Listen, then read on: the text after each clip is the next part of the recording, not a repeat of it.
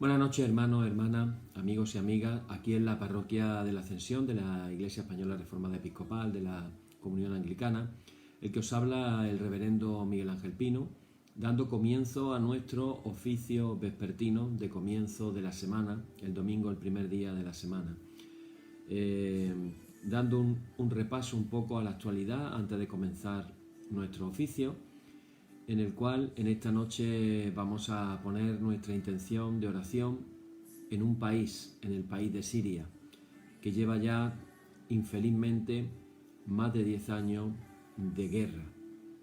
En esos 10 años de guerra, hoy recordaban en las noticias cómo se han atacado a los hospitales, se han encarcelado médicos, etcétera, etcétera.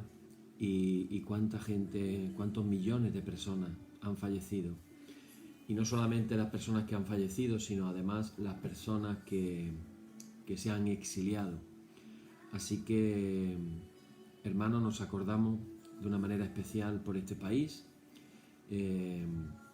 Sigue manteniéndose la tónica del descenso poquito a poco del coronavirus en España y también en otros lugares del mundo, así que con esperanza, aunque siempre, además de con esperanza, con prudencia y con paciencia, porque todavía queda un tiempo por recorrer.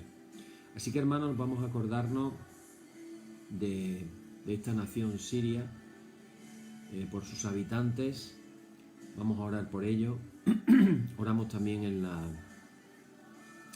idea de los cristianos perseguidos en ese país que tan duramente han sido azotados por el Estado Islámico, etc. Y pedimos por ellos, por los niños, por las mujeres y por tanto sufrimiento allí en aquel país. Padre, en esta noche venimos delante de tu presencia, como siempre, con agradecimiento por todo lo bueno que nos has dado, por todas las experiencias vividas, por todo aquello que nos acerca más a ti, por todo lo que tú nos tienes preparado en un futuro. Y en esta noche, Señor, queremos poner en tus manos a ese país Siria, pidiéndote la paz y pidiéndote la restauración de ese lugar. Nos acordamos de los cristianos perseguidos, no solamente en Siria, sino en otros países, y te pedimos, Señor, tu protección. En el nombre de Jesús. Amén. Bien, hermanos, y así comenzamos en esta noche nuestro oficio diciendo: en el nombre de nuestro Señor Jesucristo sea luz y paz. Amén. Desde el nacimiento del sol hasta donde se pone, sea alabado el nombre del Señor, sea el nombre del Señor bendito desde ahora y para siempre. Oh Dios, cuyo nombre es bendito, desde la salida del sol hasta su ocaso, llena de conocimiento nuestros corazones y abre nuestros labios en tu alabanza, para que, como eres bendito con el debido honor por todos los siglos, así seas alabado de oriente a occidente por todas las naciones. Amén. Por tu misericordia, oh Dios nuestro, que eres bendito y vives y gobiernas todas las cosas por los siglos de los siglos. Amén. Decimos el párrafo de nuestra liturgia número 4, que dice: las obras de las manos del Señor son verdad y juicio, fieles son todos sus mandamientos. Oíd el resumen que nuestro divino Maestro ha hecho de los mandamientos de Dios. Amarás al Señor tu Dios con todo tu corazón y con toda tu alma y con toda tu mente. Este es el primero y el grande mandamiento, y el segundo es semejante a este: amarás a tu prójimo como a ti mismo. De estos dos mandamientos pende toda la ley y los profetas, y a nosotros, discípulos suyos, nos ha dado Jesús un mandamiento nuevo, diciendo: este es mi mandamiento, que os améis los unos a los otros como yo os he amado. En esto conocerán todos que sois mis discípulos, si tuvierais amor los unos con los otros. Oremos, hermanos. Señor Jesucristo, sin cuya ayuda nada podemos hacer, vive en nosotros y capacítanos con tu gracia, para que, llevando mucho fruto, demos gloria al Padre Celestial. Amén. Hermanos muy amados, reconociendo con sinceridad cuán lejos estamos de haber cumplido fielmente su voluntad, vengamos ahora con un espíritu humilde y contrito a su presencia, confesando todas nuestras faltas y errores con la seguridad de que Él oye nuestras oraciones. Oremos todos juntos diciendo: Padre omnipotente y misericordioso, la confusión y la vergüenza no nos deja levantar nuestro rostro en tu presencia. Por eso, con humildad y dolor de corazón, confesamos que nos hemos desviado de tu sendero y como ovejas perdidas hemos andado descarriados fuera de tus caminos. Hemos seguido desordenadamente las intenciones y deseos de nuestro propio corazón, hemos roto tus santos mandamientos. Además de no hacer lo que debíamos, hemos hecho lo que no estaba bien hacer y no hay en nosotros salud. Por eso, Señor, ten misericordia de nosotros, pobres pecadores. Perdona, oh Dios, a los que confiesan sus culpas, restaura a los que se arrepienten según tus promesas declaradas a toda la humanidad en Jesucristo nuestro Señor. Amén. Y el Señor Jesucristo, que tiene la potestad de perdonar pecados sobre la tierra y que no excluye al pecador que acude a Él para salvación, oiga vuestros ruegos, perdone todos vuestros pecados y os conceda su Santo Espíritu para que vuestra vida sea de aquí en adelante pura y santa, hasta que seáis recibidos en el goce de su eterna gloria en las mansiones del Rey Celestial. Amén. El Señor sea siempre con vosotros. Decimos la lauda correspondiente al tiempo de la Cuaresma, que dice: Tú eres mi Dios y protector, ¿por qué me rechazaste? ¿Por qué debo andar triste y perseguido por mis enemigos? Que tu verdad sea nuestra luz. Dios mío, tú sabes que soy inocente. Defiéndeme de los que no te aman, pues solo mienten y hacen lo malo. Gloria y honor al Padre y al Hijo y al Espíritu Santo, por los siglos de los siglos. Amén. Señor, abre nuestros labios y nuestra boca anunciará tu alabanza. Vamos a leer un salmo y vamos a leer el Salmo número 22. El último día leíamos el Salmo 121 y vamos a leer este Salmo de David, oración por la paz de Jerusalén, y aprovechamos también para acordarnos de los hermanos que están en Israel y en Jerusalén. Dice así: Yo me alegré con los que me decían: a la casa del Señor iremos. Nuestros pies estuvieron dentro de tus puertas, oh Jerusalén, Jerusalén, que se ha edificado como una ciudad que está bien unida entre sí. Y allá subieron las tribus de Yah, conforme al testimonio dado a Israel, para alabar el nombre del Señor. Porque allá están las sillas del juicio, los tronos de la casa de David. Pedid por la paz de Jerusalén, sean prosperados los que te aman. Sea la paz dentro de tus muros y el descanso dentro de tus palacios. Por amor de mis hermanos y mis compañeros diré yo: la paz sea contigo. Por amor a la casa del Señor nuestro Dios, buscaré tu bien. Gloria y honor al Padre y al Hijo y al Espíritu Santo, por los siglos de los siglos. Amén. Bien, hermanos, pues seguimos con nuestra reflexión de Cuaresma en el Evangelio según San Mateo. No estamos haciendo un estudio exegético e interpretativo del Evangelio de Mateo, sino que estamos haciendo reflexiones para precisamente que podamos tener reflexiones en relación con el tiempo que estamos viviendo de la Cuaresma. Hoy vamos a leer un pasaje muy conocido y vamos a tratar de darle otro toque y vamos a ver que el Señor nos habla en esta noche a todos. Se encuentra en Mateo capítulo 13, versículos del 1 al 17, y tiene que ver con la parábola del sembrador. Un pasaje muy conocido, lo vamos a leer en una versión más moderna y después vamos a reflexionar acerca de él. Dice así: Salió Jesús de casa y se sentó junto al lago, y acudió a él tanta gente que tuvo que subirse a una barca. Se sentó y la gente se quedó de pie en la orilla. Les habló mucho rato en parábolas. Salió el sembrador a sembrar. Al sembrar, un poco cayó al borde del camino, vinieron los pájaros y se lo comieron. Otro poco cayó en terreno pedregoso donde apenas tenía tierra, y como la tierra no era profunda, brotó enseguida.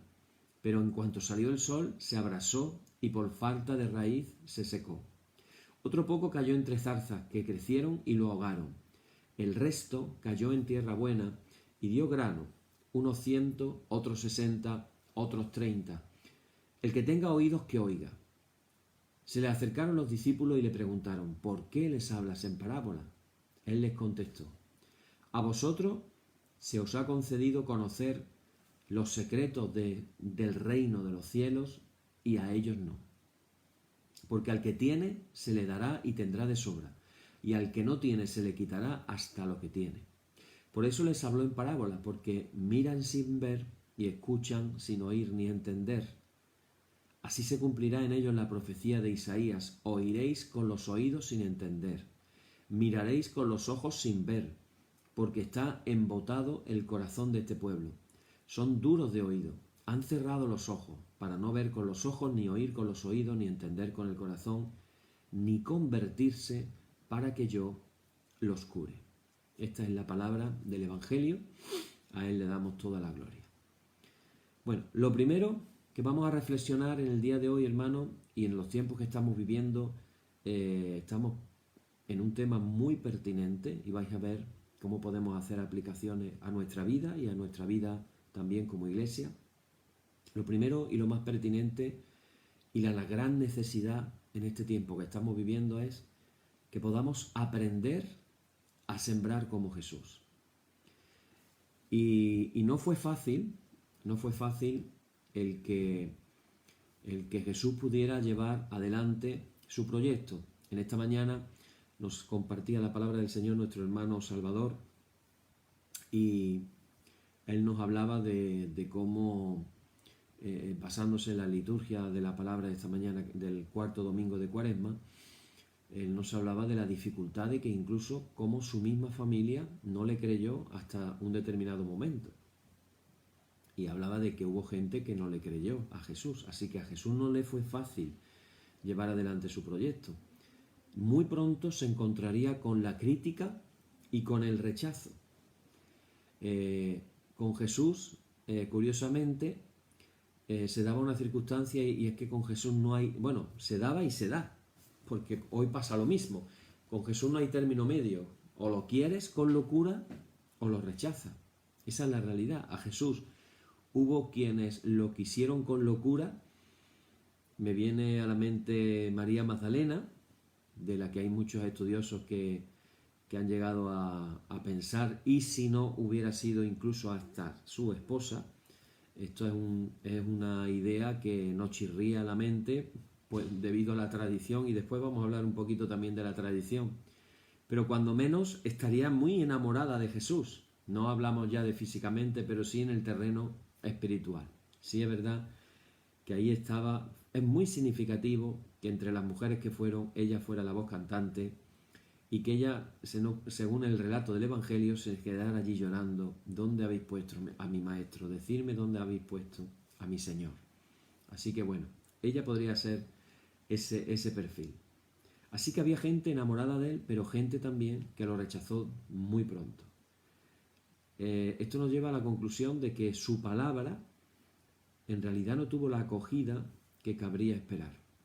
Después del sermón que dio en la multiplicación de los panes y los peces, ya se nos narra que hubo mucha gente que dejó de seguirle. Y ahí apareció otra vez el personaje de Pedro, que entre los apóstoles no es un personaje cualquiera ni uno más, como a veces desde algunos sectores protestantes nos quieren hacer pensar. Pedro no era uno más de los demás, porque Pedro fue el que dijo cosas muy importantes. Y esta que voy a decir ahora, una de ellas, cuando dice el relato del Evangelio de Juan, en el capítulo 6, último versículo, empieza a decir que la gente, después de escuchar a Jesús aquellas palabras, empezó a dejar de seguirle. Entonces Jesús, lejos de desanimarse, le enfrenta a sus discípulos y les dice a ellos también: ¿y vosotros también queréis dejar de seguirme? Y entonces ahí responde Pedro aquellas palabras tan hermosas y tan bellas: Señor, ¿a quién iremos si solo tú tienes palabras de vida eterna? Así que Pedro, las cosas también, cuando metió la pata, la metió también peor que nadie. Pero es verdad que cuando fue usado por el Señor, de verdad que sus palabras fueron maravillosas. Ahí tenemos a sus seguidores más cercanos, que empezaba a despertarse el desaliento, la desconfianza y las interrogantes. ¿Merecería realmente la pena seguir trabajando junto a Jesús? ¿No sería todo aquello que él estaba planteando algo así como una utopía imposible? Y Jesús les dijo lo que pensaba. Y les cuenta la parábola del sembrador para hacerles ver el realismo con que trabajaba y la fe inquebrantable que al mismo tiempo le impulsaba y le animaba. Las dos cosas, realismo, pero también un grado de fe enorme. Porque hay ciertamente, tenemos que reconocerlo, un trabajo infructuoso que se puede echar a perder, pero el proyecto de Dios final, de Dios, nunca fracasará, no fracasará. Hay una imagen que circula por ahí por Facebook, por Instagram, etcétera, de unas famosas palabras de uno de los muchísimos discursos que dio el Papa Juan Pablo II. Y hay una que precisamente dijo en el estadio del Santiago Bernabéu, el campo de fútbol del Real Madrid, del cual soy yo, perdonadme, pero si uno es el seguidor del mejor club del mundo de la historia, pues ¿qué voy a hacer, no? Es que no me queda más remedio. Soy seguidor del Real Madrid. Bueno, pues allí este hombre dio un discurso frente a una multitud de jóvenes, y entre aquellos jóvenes había uno, quiero recordar, con 17 años, que estaba allí escuchando. Y recuerdo las canciones de un grupo católico que se llamaba Brotes de Olivo, con unas canciones maravillosas. Allí nos juntamos cerca de 100.000 jóvenes, 100.000 jóvenes cantando canciones cristianas. No podía imaginar lo maravilloso que era aquello. Pero él dijo, hay unas palabras que circulan por la red, y él dijo: Dios siempre tiene la última palabra en la historia. Dios siempre vencerá. Y cuando hablamos de la parábola del sembrador, estamos diciendo, hermanos y hermanas, estamos diciendo eso, de que Dios no va a fracasar. No tenemos que ceder al desaliento, hay que seguir sembrando, porque, hermanos y hermanas, al final habrá una cosecha abundante. Me da tanta tristeza cuando veo tantas iglesias que tengo yo en mi Facebook, sobre todo anglicanas y episcopales. Me da tanta tristeza, sobre todo los cultos en español, a veces, con tantas bancas que están vacías. No voy a decir el nombre, pero hoy en concreto veía una. Había en el altar el presbítero y un lector seglar. No he calculado la capacidad de ese templo, pero por lo menos que se sentara del orden de las 500 personas mínimo de ahí para arriba, y he contado 6 personas. 6 personas, con 2 arriba, 4 abajo, 6 personas. Y la verdad, hermanos, que eso da una tristeza, una desesperanza, y que nos preguntemos qué estamos haciendo. Voy a decirlo así, ¿qué estamos haciendo mal? Porque los templos están vacíos. El otro día me decía un hermano de la cantidad de iglesias en los Estados Unidos que han tenido que cerrar, que han cerrado, han desaparecido con la pandemia, por diferentes circunstancias, pero sobre todo la circunstancia económica de tener que sostener cosas que tienen un costo terrible, y no haber dinero para ello porque como la gente no está yendo, no están diezmando, etc. Y eso da una terrible tristeza. Pero repito, el proyecto final de Dios no va a fracasar. No hay que ceder al desaliento. Tenemos que seguir sembrando. Hay que seguir sembrando, como la parábola que nos cuenta el Evangelio en esta noche. Cuando yo era director de ventas, siempre teníamos proyectos, diferentes proyectos de ventas, y una imagen que yo siempre le transmitía a los vendedores, yo era formador de vendedores, una imagen que yo le transmitía a los vendedores era que a veces tenemos que diferenciar lo que es persistir, es decir, saber. Había un autor norteamericano, vendedor de seguros, que él decía una famosa frase, decía: cada vez que en ventas alguien te dice no, estás más cerca del sí. Es pura estadística, es decir, de X personas, 10 te van a decir que no, una te va a decir que sí. Tienes que recorrer los 9 noes hasta que llegas a un sí. Eso es perseverar. Porque si me quedo en el octavo Noé, y ahora llego y lo dejo, y al siguiente resulta que era un sí, pues estoy fracasando cuando debería de haber alcanzado el éxito. Eso se enseñaba en dirección de ventas. Digo, sí, pero hay que diferenciar entre perseverar eso o estarnos dando cabezazos contra la pared. Y a veces en las iglesias nos pasa muy a menudo que persistimos en los mismos métodos de hace un siglo, de hace 2 siglos, y hermanos y hermanas estamos dándonos cabezazos contra la pared. Es decir, o no hacemos nada, o lo que hacemos es algo tan antiguo, tan de cara a la tradición, y ahora voy a hablar un poquito también de la tradición, que realmente no avanzamos, porque es que realmente estamos siempre haciendo lo mismo. Dicen que decía Albert Einstein, que la locura es cuando haciendo las mismas cosas queremos obtener resultados diferentes. Entonces algo tiene que cambiar. Y aquí vemos a Jesús animándonos con el Evangelio a seguir sembrando, porque al final habrá una cosecha abundante, pero tenemos que irnos preguntando, ¿sembrar cómo, dónde, de qué manera? Los que escuchaban la parábola que estaba contando Jesús sabían que estaba hablando de sí mismo. Así era Jesús, sembraba su palabra en cualquier parte donde veía alguna esperanza de que pudiera germinar.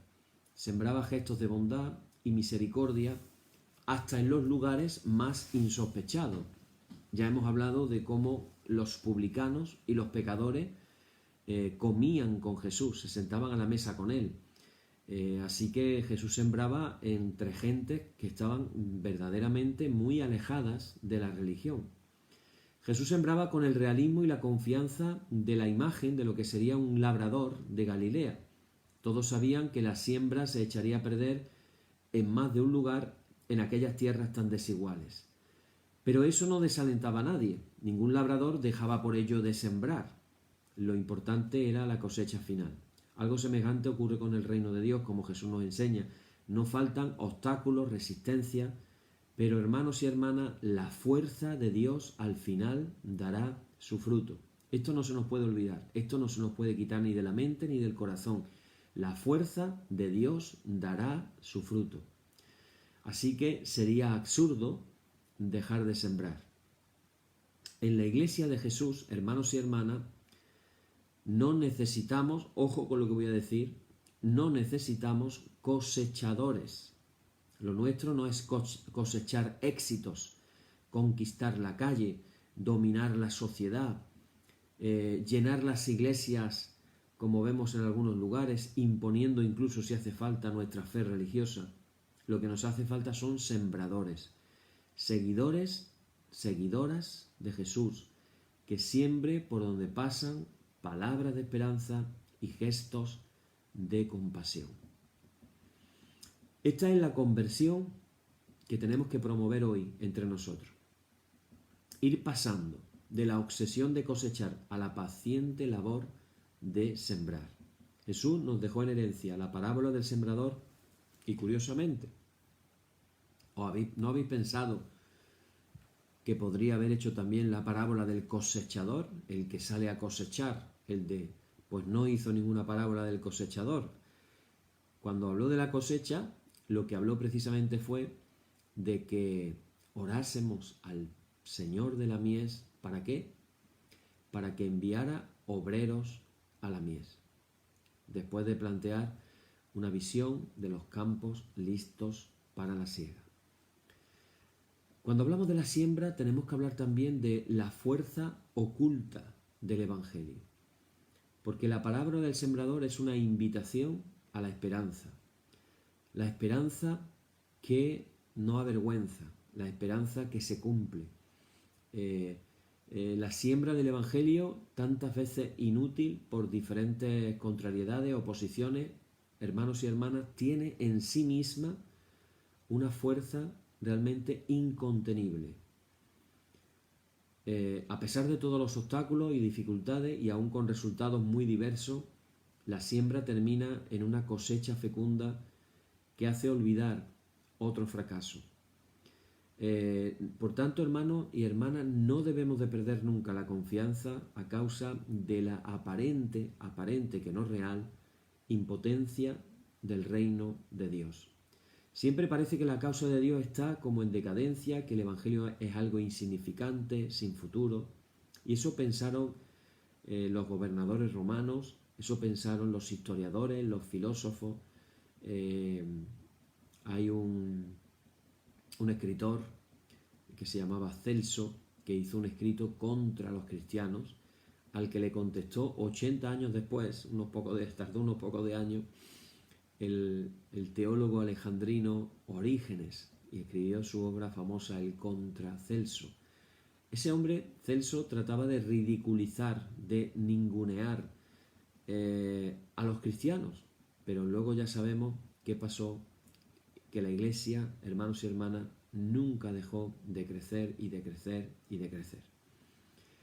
Así que, aunque nos parezca que la causa de Dios está en decadencia o que el Evangelio es algo insignificante, sin futuro, sin embargo no es así. El Evangelio no es una moral ni una política, ni siquiera una religión con mayor o menor porvenir. El Evangelio es la fuerza salvadora de Dios, sembrada por Jesús en el corazón del mundo y de la vida de los hombres.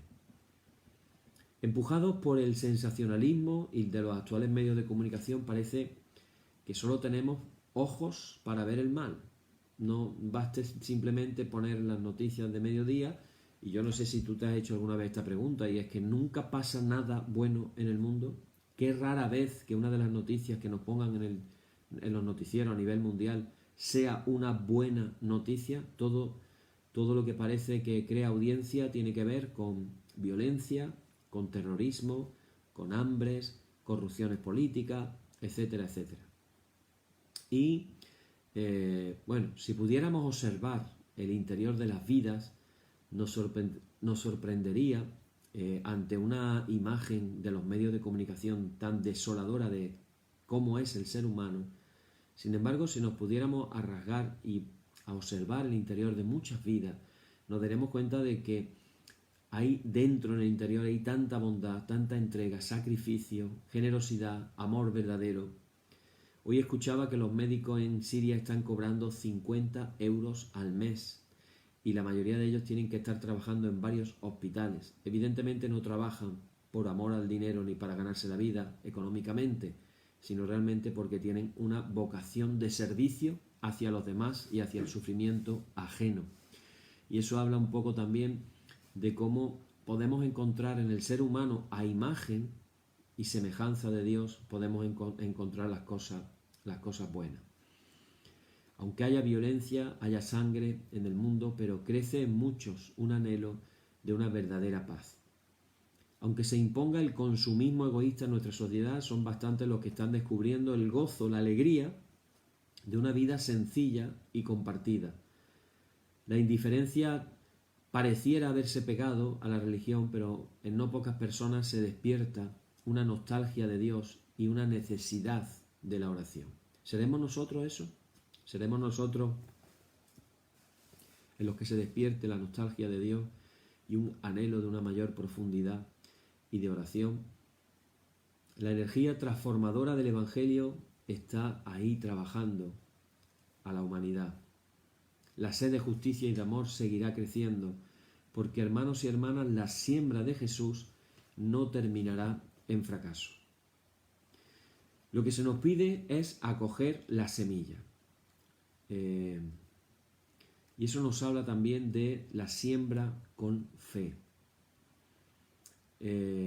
Estamos viviendo una etapa de la humanidad en no pocos países, sobre todo occidentales, donde se está pasando de una sociedad en apariencia profundamente religiosa, donde el cristianismo jugaba un papel decisivo en la vida de las personas y en la convivencia social, a un estilo de vida más laico e increyente, donde lo religioso va perdiendo importancia día a día.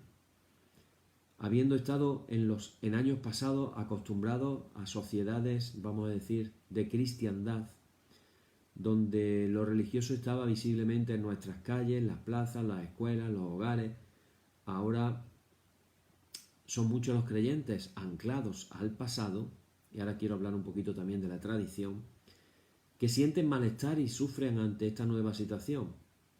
Hay muchos que casi sin darse cuenta pueden estar llegando a pensar algo así como que el Evangelio hubiera perdido su anterior virtualidad y el mensaje de Jesús ya no tuviera garra ni fuerza de convicción para el hombre moderno. Por eso se nos hace necesario escuchar con atención, hermanos y hermanas, esta parábola de Jesús. Aún en esa aparente insignificancia, modestia, el Evangelio sigue encerrando una virtualidad poderosa para salvar al hombre de aquello que lo deshumaniza. Es cierto que para ejercer su fuerza liberadora este Evangelio ha de ser presentado con toda fidelidad y en toda su verdad, sus exigencias, su esperanza, sin que lo deformemos, sin cobardías, sin parcialismo intencionado ni manipulaciones interesadas. Todo eso lo digo porque son cosas que se están dando y se dan y se darán. Es cierto también que el Evangelio requiere, por nuestra parte, exige una acogida sincera y una disponibilidad total. Y son muchos los factores en estos días que estamos viviendo. Lo hemos hablado en estudios anteriores de cómo la riqueza, los intereses egoístas o la cobardía pueden ahogar y anular la eficacia de las palabras de Jesús. Y esto nos lleva, hermanos, a un tema muy importante en esta noche acerca de la siembra, que tiene que ver con impulsar la creatividad. Y aquí quiero hablar algo que ojalá yo sepa explicarlo y que es importantísimo para todas las iglesias. Yo hablo por la nuestra, la Iglesia Española Reformada Episcopal de la Comunión Anglicana, pero personas de otras denominaciones podrían aplicárselas a sí mismos porque se encuentran en una situación muy parecida. Daros cuenta de que, iglesias más antiguas todavía más, ¿no? Durante muchos siglos, las sociedades consideradas premodernas, antes del modernismo, se habían desarrollado siguiendo la tradición. Las generaciones aprendían a vivir echando siempre la vista atrás, mirando al pasado. La tradición ofrecía un código de saberes, valores, costumbres que se transmitía de padres a hijos. La sabiduría del pasado servía para regir la vida de las personas y de la sociedad entera. Cuando Jesús llegó, algo así se estaba viviendo también, anclados en el pasado. Jesús en una de sus parábolas habla de un personaje sabio que sabe utilizar lo antiguo, sacar las enseñanzas de lo antiguo y también las enseñanzas de lo nuevo, lo antiguo y lo pasado. Jesús nos habla del vino nuevo que no podemos echarlo en odres viejos, porque si lo echamos en odres viejos, los odres se reventarán y se perderá todo el vino. Pero claro, para que algo subsista, para que algo sobreviva, para que algo avance, necesita el vino nuevo. Todos los años hay vendimias y hay cosechas y hay preparación de vinos nuevos, a los cuales ayuda la masa madre, es decir, el vino añejo, el vino viejo, en una cantidad mínima a la que se le echa el vino nuevo para que el mosto, para que fermente y vuelva a convertirse el mosto en vino. Pero claro, las generaciones, como digo, aprendían a vivir mirando al pasado. La sabiduría del pasado era la que servía para regir las vidas de las personas y de la sociedad entera. Pero hoy, hermanos y hermanas, la Iglesia tiene que ser consciente de que hoy no es así. Voy a poner algún ejemplo, cuando nuestra Iglesia Española Reformada Episcopal dio sus primeros años, comienzo, por poner un ejemplo, la Iglesia, por hacer una comparativa, la Iglesia Católica Romana estaba viviendo en base al Concilio de Trento. Eso significaba, por poner un ejemplo, las misas, el sacerdote las hacía en latín, las hacía de vuelta al a los laicos, el altar estaba pegado a la pared de la iglesia final y el sacerdote hacía la misa, entre comillas, él solo, con un ayudante, con un acólito o con un diácono, de espaldas a los laicos. Y los laicos vivían la misa básicamente mirando lo que el sacerdote hacía. La música era la música por excelencia, la música de los cantos gregorianos. Y nuestro obispo, Juan Bautista Cabrera, el hombre en el siglo XIX, de una manera muy moderna, se puso a traducir himnos anglicanos de Inglaterra al castellano y fue el que elaboró el himnario de himnos evangélicos de España. Esa música evidentemente no tenía nada que ver, aunque era también música antigua, puntualizo, no tenía nada que ver con la música gregoriana. Pero además, el hombre compuso algunos himnos y algunas partes de nuestra liturgia, como el famoso canto de El Santo. El Santo Santo, él hizo una composición musical. En su época, cuando tú escuchas la composición musical, te das cuenta de que es una mezcla entre música anglicana, por un lado, y de pronto te suena algo así, casi como diríamos un chotis madrileño, que era lo que se cantaba en las verbenas. Lutero introdujo la música cristiana en las iglesias y una de sus canciones o de sus himnos más famosos, el famoso himno Castillo Fuerte, lo que hizo Lutero fue copiar la musicalidad de una canción que cantaban en las tabernas y le puso una letra inspirada en los salmos. ¿Qué quiero decir con esto? Que para su época aquello fue una auténtica revolución moderna.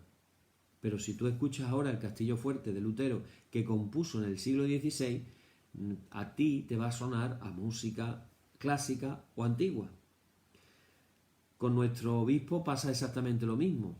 Ha pasado ya, desde que compuso aquellas canciones, pues imaginaros que ha pasado aproximadamente unos 130, 120, 130 años. ¿Cómo va a ser la música de hace 120, 130 años?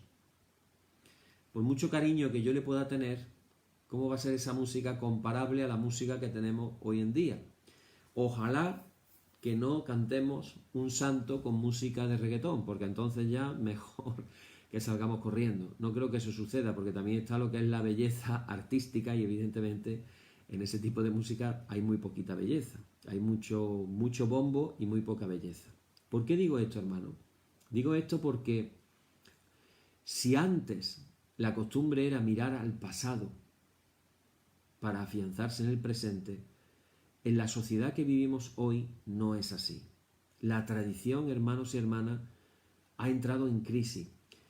La sociedad moderna está cambiando de una manera tan rápida que el pasado apenas si ahora se le reconoce una autoridad y ni siquiera se le ve un futuro. No tiene interés para un futuro. Hoy, hermanos y hermanas, la gente ya no vive mirando atrás. Ahora la gente mira hacia adelante. El concepto de las personas es: no tenemos que hacer las cosas como se han hecho siempre. Las soluciones del pasado, las soluciones del pasado no sirven para resolver los problemas inéditos de estos tiempos. ¿Qué le ha pasado a la Iglesia con el coronavirus? Que todavía no hemos asumido el cambio de tiempos en todo sentido, en la manera de hacer iglesias. Y una de dos: o cambiamos nuestra manera de hacer las cosas adaptándonos a los tiempos, evidentemente sin caer en pecado ni muchísimo menos, ni en contradicción de lo que la palabra de Dios nos enseña, o va a pasar, como decía yo al principio, tantas iglesias que se están cerrando por el mundo. Y se están cerrando porque sencillamente es que no va la gente. Primero porque prohibieron que fuera por el tema del coronavirus, pero cuando ya han podido ir en porcentaje, digamos, han dado permiso para poder tener diferentes cantidades de gente que puede entrar dependiendo del aforo del lugar, pues resulta de que se han encontrado que mucha gente ha dejado de ir a la iglesia, realmente. Así estamos. Entonces, si la gente ahora está mirando hacia adelante y si dicen no tenemos por qué hacer las cosas como se han hecho siempre, y si las soluciones que en el pasado se dieron no sirven ahora para resolver los problemas de nuestro tiempo, entonces tenemos que decir que no basta mirar a la tradición. ¿Qué le habría pasado a la iglesia si se hubiera empeñado en ser una iglesia al estilo de los cristianos de Jerusalén de origen judío? Pues que nunca habrían asimilado que la iglesia no era para un pueblo, la iglesia era para el mundo, no solo para los judíos, también para los gentiles. ¿Qué hubiera pasado si Pedro, cuando tuvo esa visión y vinieron a buscarlo los siervos de Cornelio, el centurión, él hubiera dicho, no, yo como judío no puedo entrar en una casa de gentil? No se habría abierto la puerta a los gentiles. ¿Qué habría pasado si ese rabino judío fariseo de fariseos no hubiera entendido el llamado que le hacía Jesús camino de Damasco y hubiera seguido la dirección del Espíritu que se marcó en Hechos de los Apóstoles capítulo 13 en la iglesia de Antioquía, cuando el Espíritu dijo apartarme a Bernabé y a Saulo para la obra que les he encomendado? ¿Qué habría pasado si ellos se hubieran negado a hacer lo que nunca se había hecho? Nunca se había evangelizado en esas ciudades. Y ahí fueron Bernabé y Saulo ante la novedad. ¿Y qué habría pasado durante todos estos siglos si la iglesia no hubiera sabido adaptarse a los nuevos tiempos? Y uno de los grandes problemas precisamente que la iglesia ha tenido es, en ocasiones, el no saber adaptarse a los nuevos tiempos. Esa es la realidad. Así que, hermanos, hay que aprender a vivir con... ¿Cuál es la solución? Aprender a vivir con creatividad. Es decir, y esta no es de manera común la actitud en la iglesia actual. Repetimos y repetimos y repetimos las mismas cosas.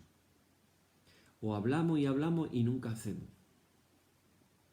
Y cuando alguien habla de hacer algo nuevo y se presentan proyectos para hacer cosas nuevas, diferentes, entonces la tradición se lo carga porque nos sentimos seguros haciendo las mismas cosas. Pero resulta que, como decía Einstein, haciendo las mismas cosas no vamos a obtener resultados diferentes. Eso es una locura. A veces pienso que en nuestras iglesias anglicanas y episcopales a veces me encuentro que hay más clérigos que fieles.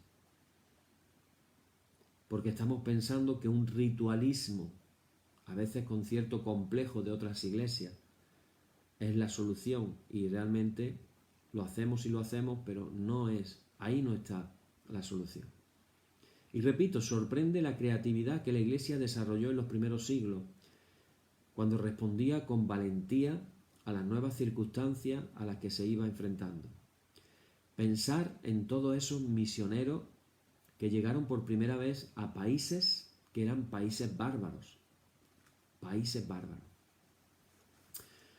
Tenemos el ejemplo de, por ejemplo, esta semana que viene, el miércoles, San Patricio, que fue considerado como el apóstol de Irlanda, un país bárbaro al que llegó a evangelizar a aquella gente de cero.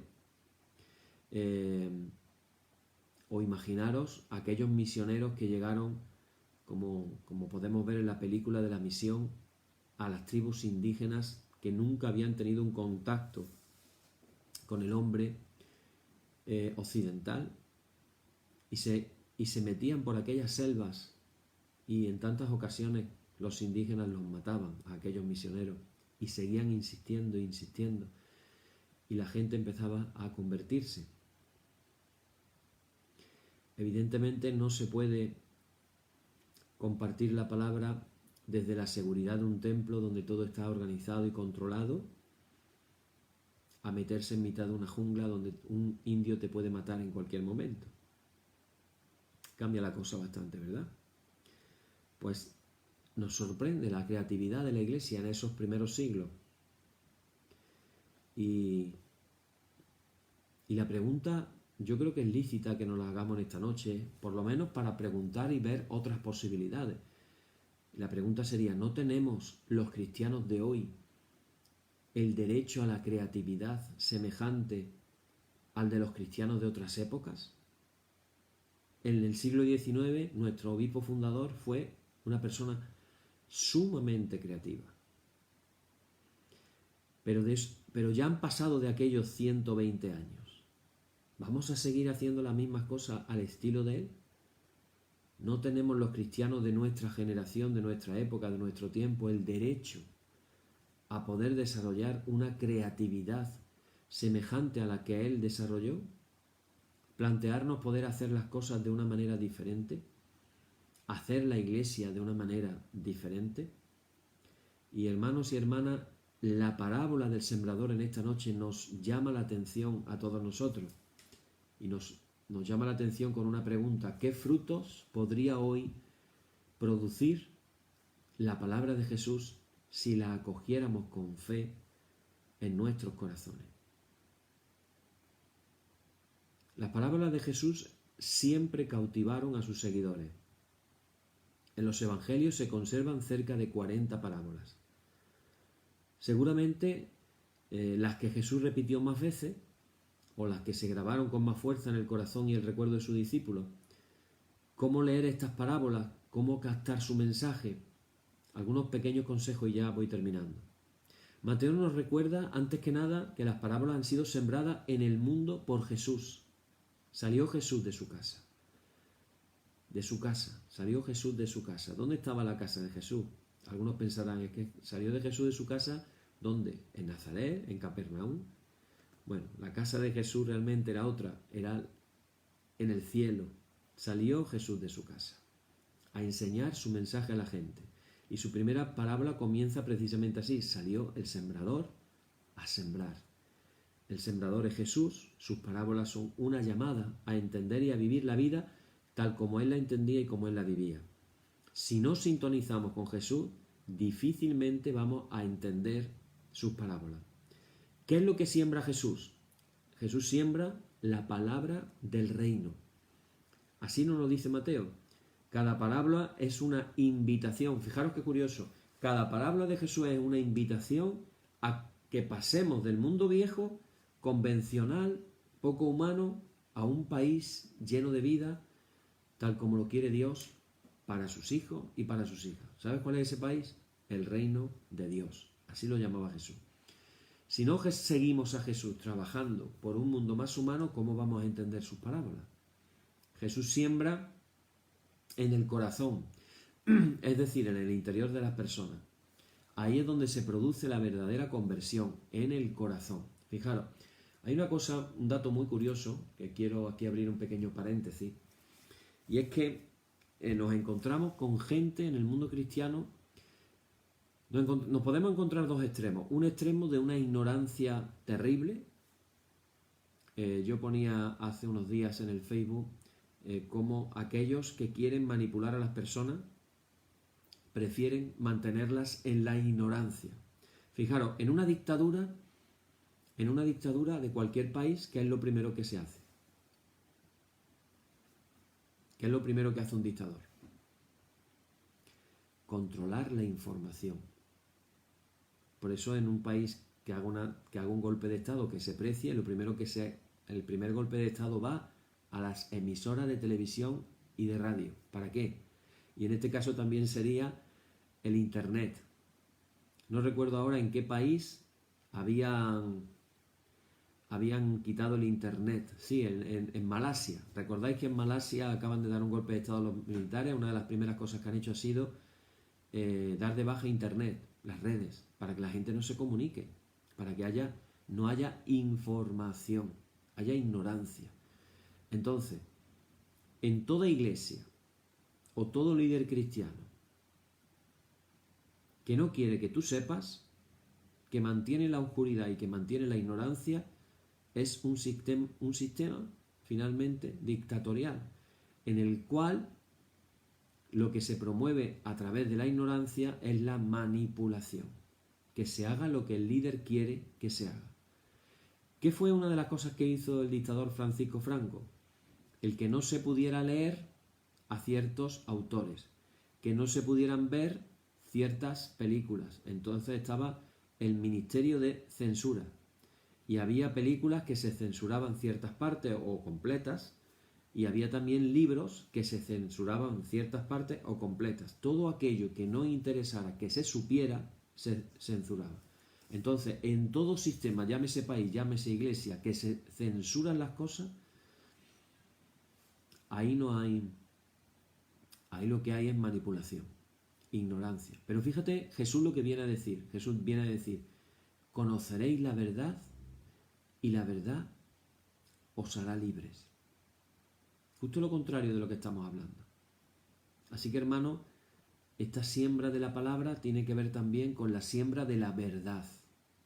La verdad de la palabra de Dios, la verdad del Evangelio. Pero además de eso, hay otro matiz en el corazón, porque en el corazón es donde sucede la conversión. A veces sorprende el extremo contrario, gente que sabe mucho y vive muy poco. Y siempre surge la pregunta, ¿cómo entonces una persona que sabe tanto vive tan poco? Y yo encontré la respuesta en un rabino ortodoxo muy famoso en Israel, y este rabino decía, precisamente hablando de sus compañeros en el rabinato, él decía, ¿por qué hay rabinos que saben tanto y viven tan poco? Tienen tan poca espiritualidad, tienen tan poca revelación de Dios, tienen tan poca relación realmente con Dios. Y esto me recuerda a algunos líderes o teólogos cristianos con una gran sapiencia, pero ¿sabes qué? Está aquí. Y yo estoy diciendo, la acogida es aquí. Si no llega al corazón, no hay cambio. Y ese es el secreto. O sea, yo no estoy en contra del mucho conocimiento, como dirían algunos. Es que, como decía Pablo, y citan este versículo, el conocimiento envanece, pero el amor edifica. Entonces mejor seamos ignorantes y amemos mucho. No se trata de eso. Se trata de que tenemos que amar mucho y Dios quiere enseñarnos mucho. Aquí en este pasaje que hemos leído se habla hasta de los misterios revelados en las parábolas, que solamente se les daba a conocer a los discípulos. Misterios. O sea, estamos hablando de niveles de profundidad muy grandes.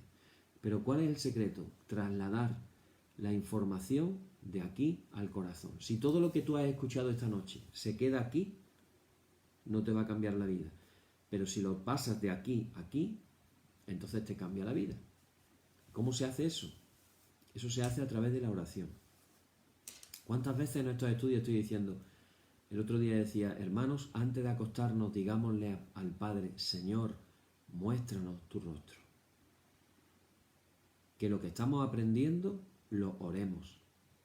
¿Cuál sería entonces la oración en esta noche? ¿Cuál sería la oración? Sería, Señor, como decimos en la parábola, que no sea yo de esos que tienen oídos y no oyen, que no sea yo de esos que tienen ojos y no ven, o que no sea yo de esos que tienen el corazón embotado. Yo quiero ser de los que oyen, yo quiero ser de los que ven, y yo quiero que tú puedas sembrar la semilla del Evangelio en mi corazón para que así pueda ser transformado. Termino diciendo que Jesús no discrimina a nadie al anunciar el Evangelio. A nadie. La siembra del Evangelio no es discriminatoria, tiene que ser para todos por igual. Me encanta cuando estoy realizando la cena del Señor y digo las palabras del pan y el vino, y dice, cuando se toma el pan, porque la noche en que Jesús iba a ser entregado tomó el pan, dando gracias, lo partió, lo bendijo y lo dio a sus discípulos diciendo, así dice el texto, dice, tomad y comed todos de él, porque esto es mi cuerpo que será entregado por vosotros. Y luego dice, y después de haber cenado, asimismo tomó el cáliz, dando gracias, lo bendijo y lo dio a sus discípulos diciendo, y otra vez fijaros el detalle, tomad y bebed todos de él, porque este es el cáliz de mi sangre que será entregado por vosotros y por muchos. La apertura de Jesús al todos, la predicación del Evangelio al todos, a todos. No discriminemos cuando anunciamos el Evangelio. Hagámoslo a todos. Por último, 2 preguntas y con esto termino ya de verdad. ¿Cómo sembrar el Evangelio en nuestras comunidades cristianas? ¿Cómo sembrar el Evangelio en nuestras comunidades cristianas? Pero también, ¿cómo despertamos entre nosotros la acogida al sembrador? Amén. Seguimos con nuestra liturgia y decimos ahora, oh Señor, santifícanos en tu verdad, tu palabra es la verdad. Amén. Hermanos, ahora recordando las palabras que dijo Pedro cuando le dijo a Jesús, Señor, tú tienes palabras de vida eterna, ¿a quién iremos? Solo tú tienes palabras de vida eterna. Recordando a ese Jesús que tiene palabras de vida eterna, que fue nuestro Maestro el que nos enseñó a decir esta oración, nos unimos a millones de cristianos en el mundo, nos unimos a los cristianos perseguidos en el mundo, nos unimos a tantas iglesias cristianas por todos los lugares, que lo habrán dicho hoy, o incluso, ¿por qué no? A lo mejor lo están diciendo justamente en este instante, que lo vamos a decir nosotros también. Y decimos todos juntos, Padre nuestro, que estás en los cielos, santificado sea tu nombre, venga tu reino, hágase tu voluntad, como en el cielo, así también en la tierra. El pan nuestro de cada día, dánosle hoy, y perdónanos nuestras deudas, así como nosotros perdonamos a nuestros deudores. Y no nos dejes caer en la tentación, mas líbranos del mal. Amén. Líbranos del mal y confírmanos en tu temor con toda obra buena, oh Trinidad, Dios nuestro, que eres bendito y vives y gobiernas todas las cosas, por los siglos de los siglos. Amén. Señor, muéstranos tu misericordia y danos tu salud. Llena a tus ministros de virtudes y da alegría a tu pueblo escogido. Acuérdate siempre de esta congregación de la que tú has sido el dueño desde el principio. Oh Dios, purifica nuestros corazones y no quites de nosotros tu Santo Espíritu. Por la tarde, de mañana y al mediodía, justo es, oh Señor, que te alabemos. Señor Dios omnipotente, que de la tarde, la mañana y el mediodía has hecho un día solo y has mandado al sol que conozca su ocaso, abre, te rogamos, las tinieblas de nuestros corazones y brillando tú en ellos, te conozcamos como Dios verdadero y luz eterna. Por tu misericordia, oh Dios nuestro, que eres bendito y vives y gobiernas todas las cosas por los siglos de los siglos. Amén. Hermanos y hermanas, la solemnidad ha terminado. En el nombre de nuestro Señor Jesucristo sean aceptadas con paz nuestras peticiones y alabanzas. Gracias sean dadas a Dios. Amén. Y la paz que al subir a los cielos dejó Jesús a sus discípulos, sea siempre con vosotros en toda su plenitud. Y la bendición de Dios el Padre Omnipotente, y del Hijo, y del Espíritu Santo, descienda sobre vosotros y more en vosotros eternamente. Amén. Bien, hermanos, pues seguimos mañana más. Mañana estaremos compartiendo el siguiente texto de estudio. Vamos a seguir viendo alguna que otra parábola más de Jesús, ya que en el Evangelio de Mateo es donde más parábolas aparecen. Y vamos a seguir viendo alguna que otra parábola más. Y sobre todo lo importante es que podamos trasladar la enseñanza a lo que estamos viviendo en estos momentos. Que la palabra que fue dada hace 2000 años sea operativa y sea vigente. en nuestros días y que nos siga transformando la vida, igual que transformó la vida de los discípulos de Jesús. Así que, hermanos, acojamos la palabra de Dios en nuestros corazones, en esa tierra buena, y que cumpla el propósito para el cual Dios nos la envía. Amén. Hasta mañana, que el Señor os bendiga mucho a todos y todas.